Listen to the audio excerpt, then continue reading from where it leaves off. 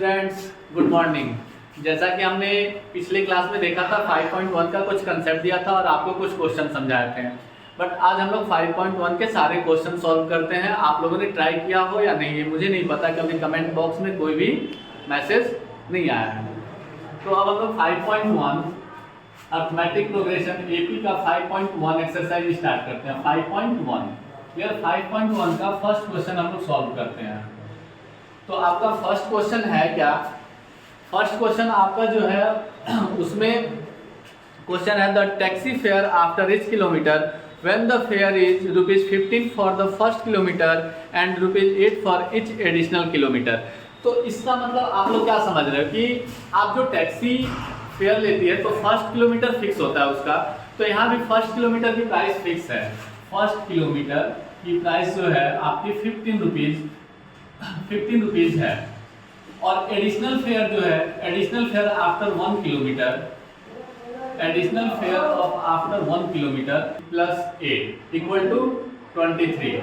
Again additional fare after 2 kilometre, it means 23 plus 8 यानी 31।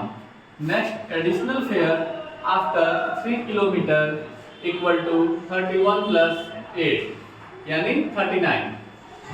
तो this is the terms A1 equal to 23, A1 equal to 15, A2 equal to 23, A3 equal to 31, A4 equal to 39। अब यहाँ से हम common difference find कर लें, तो D equal to A2 minus A1, it means 23 minus 15 कितना निकलेगा? 8 निकलेगा। तो सब में कॉमन डिफरेंस सेम है, तो it is the form of AP, then it is an AP. Solution of second question. Solution of second question 5.1। 5.1 का second question आपका कह रहा है कि the amount of present in a cylinder when a vacuum pump removal 1/4 of the air remaining in the cylinder at a time। तो इसमें क्या कह रहा है कि सपोज दैट एक सिलेंडर है, उसमें गैस है और आप रिमूव कर रहे हो कितना अमाउंट? 1/4 अमाउंट उसमें से रिमूव कर रहे हो। तो जब 1/4 अमाउंट रिमूव कर रहे हो तो amount of the in the cylinder, amount in the cylinder A1 means x हो गया, A1 मींस x हो गया। तो next amount in the cylinder remove करने के लिए कितना कह रहा है क्वेश्चन में? तो क्वेश्चन में रिमूव करने के लिए कह रहा है 1/4 सब में 1/4 रिमूव करने के लिए कह रहा है। तो सबसे पहले x/4 okay minus amount of air left after second removal A4, it means 9x/16 minus 1/4 9x/16। तो अब यहाँ फिर से सॉल्यूशन हम करते हैं, क्या हो जाएगा जी? 16 4 जा 64, तो एलसीएम 64, 9 4 जा 36x माइनस 9x, 36 में से 9 जाएगा 27x/64। ये आपके सारे टर्म्स आ गए हमारे पास। A1 A2 A3, A1 आपके पास x आ गया, A2 क्या आया था जी आपका? A2 A3 9x/16 and A4 is 27x/64।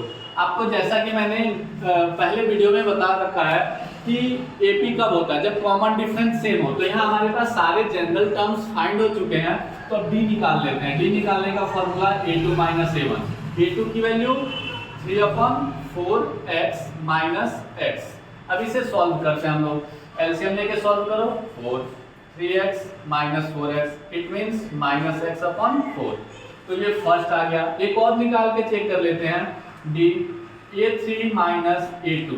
A3 की वैल्यू 9x/16 माइनस A2 की value 3x/4। LCM 16, 9x minus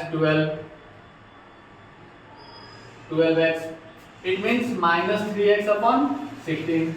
तो देखो यहाँ पे कॉमन डिफरेंस जो आ रहा है both are different, therefore we can say that it is not an AP, it is not an A P.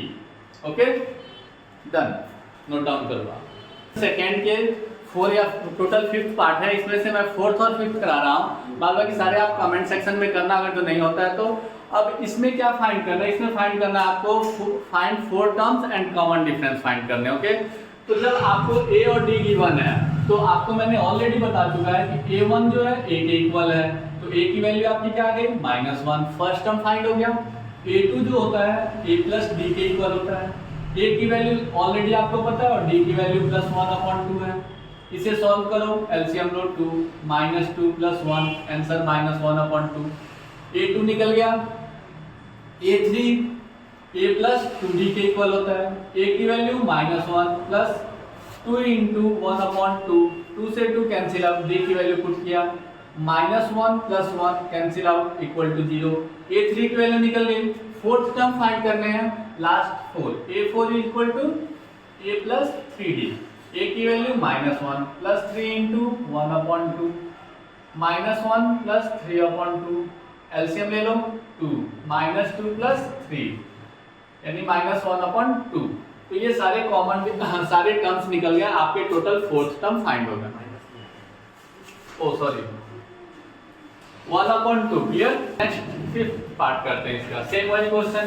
a1 equal to a होता है यानी फर्स्ट टर्म आपका -1.25 गिवन, a2 equal to a plus d, value of a is -1.25 plus value of d is 0.25। Subtract करो कितना हो जाएगा जी, a3 a plus 2d, a की value -1.25 plus 2 × 0.25, it means -1.25 plus 2 को मल्टीप्लाई करोगे 0.25 से तो आंसर होगा 0.5। अब इसे सब्ट्रैक्ट करो, क्या होगा आंसर बताओ,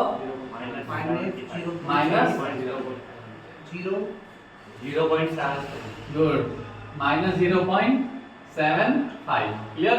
अब आप a4 फाइंड कर ही सकते हो, a प्लस 3d, इट मीन्स a की वैल्यू -1.25 प्लस 3 × 0.25 यानी -1.25 प्लस 0.75 सब्ट्रैक्ट कर दो -0.5